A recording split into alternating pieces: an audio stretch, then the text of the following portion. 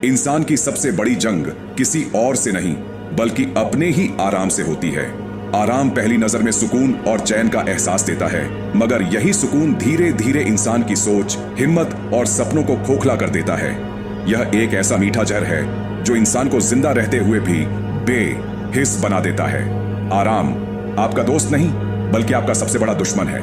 यह वह धोखा है जो धीरे धीरे आपको मानसिक रूप से सुस्त और कमजोर बना देता है। याद रखिए, बेहतरीन जिंदगी कभी नरम बिस्तर पर नहीं मिलती, बल्कि वह उस दर्द और थकान के पीछे छिपी होती है जिससे इंसान अक्सर बचता रहता है।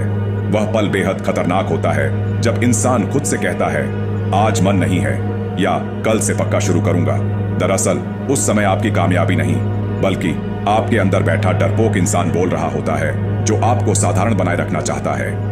यही बहाने धीरे धीरे आदत बन जाते हैं और आदतें इंसान की किस्मत लिख देती हैं। ऐसे में बदलाव का सिर्फ एक ही रास्ता बचता है और वह है मेहनत। खुद पर तरस खाना छोड़ दीजिए, क्योंकि दुनिया को इस बात से कोई फर्क नहीं पड़ता कि आप कितने थके हुए हैं। जिंदगी सिर्फ नतीजे देखती है।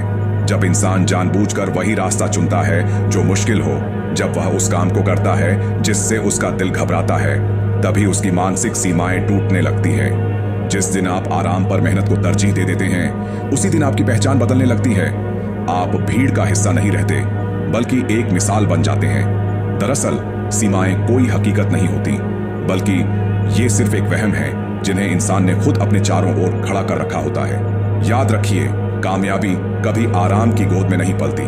जो लोग दर्द से भागते हैं वे पूरी जिंदगी बहाने बनाते रहते हैं, और जो दर्द को अपना उस्ताद बना लेते हैं वही इतिहास रचते हैं। आज अगर आपने अपने आराम को चुनौती दे दी तो आने वाला कल आपका नाम पहचानेगा।